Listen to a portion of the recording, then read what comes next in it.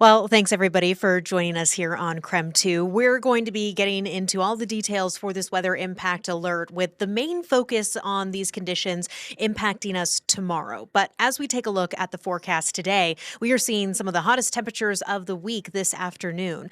Not only that, but we're also talking the chance for some afternoon isolated thunderstorms. The primary impacts of this are going to be up toward the mountains. Spokane and Coeur d'Alene are looking mostly dry, but we're under this weather impact alert because of fire weather watches for tomorrow. So that's going to be the big reason why we're under this alert, giving you enough time to prepare and be seeing that on the horizon. So let's talk about this afternoon, though, because temperatures are definitely going to be toasty here. So 88 degrees is the high for Spokane and Coeur d'Alene. We're looking at some low to mid 90s for central Washington, upper 90s for Richland in the Tri-Cities there, where we're even going to be bordering triple digits. So it is definitely going to be noticeably hot this afternoon.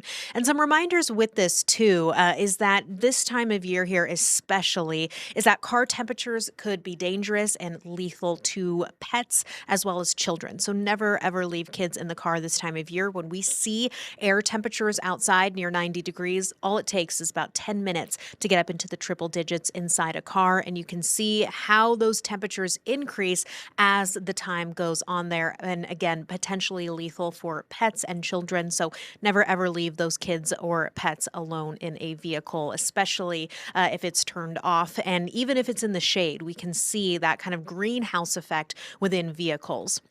Overnight tonight, our lows drop mostly here into the upper 50s to low 60s. So having a good way to cool down in the overnight hours is important, especially if you are sensitive to the heat, as we are seeing those moderate heat risks for much of central and eastern Washington. Now, moving forward through this afternoon, we are watching for the chances of isolated thunderstorms here. So the biggest concerns with this is ensembles are coming together to suggest that as those storm cells move through, we could see any precipitation or rain evaporate before it hits the ground. So isolated lightning and dry lightning is going to be a concern heading into this afternoon, especially as we consider the Cascades and our northern mountains of northeast Washington and North Idaho that have about a 20 to 40% chance of seeing these isolated storms, while the rest of the areas shaded in green are closer to about a 10 to 30% chance of seeing these isolated storms. But we can't rule out as well things like pea-sized hail, the gusty outflow winds, and localized heavy downpours. So getting into our future tracker, Spokane and Coeur d'Alene, we're looking mostly dry here with those toasty temperatures all the way up in the upper 80s to low 90s. But we're starting to see this activity popping up over the Cascades by about 2 p.m. So our timing of these thunderstorms range from about 2 p.m. to 11 p.m. Moving forward into this evening, they start to move across those northeast mountains of Washington and into the Idaho Panhandle,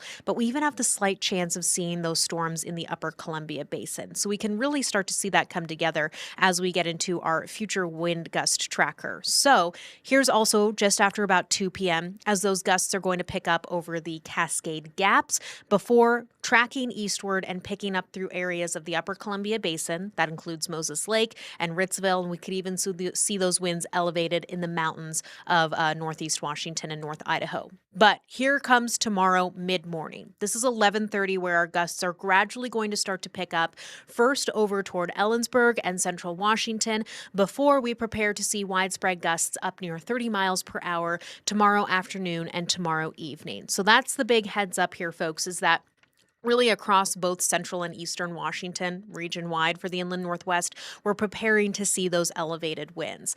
That combined here with relatively low humidity is why the National Weather Service has put in place fire weather watches for Thursday afternoon and Thursday evening. Gusts near 30 miles per hour, humidity as low as 12%. That is very dry here, indicating those critical fire weather conditions. And although we're seeing fire weather watches for now for Thursday afternoon and evening, I could see these being upgraded to red flag warnings by tomorrow. So that's why we've decided to put this weather impact alert in place for Thursday, giving you enough time to be prepared here for these weather conditions, fire weather conditions. We need to be extra aware to not cause any sparks just because new fires could start and be spread rapidly when we see these kinds of conditions. So a few reminders when it comes to wildfires and wildfire awareness. awareness is have an evacuation plan. These situations can develop very quickly, so knowing ahead of time what you are set to do here can help out tremendously in these situations. Listen to emergency channels, have a good way to get emergency notifications, and also have a go bag ready to go. Things with hygiene products, an extra set of clothes, as well as medication that you might need, or things like important documentation are good to have just in a bag ready to go because of these kinds of conditions.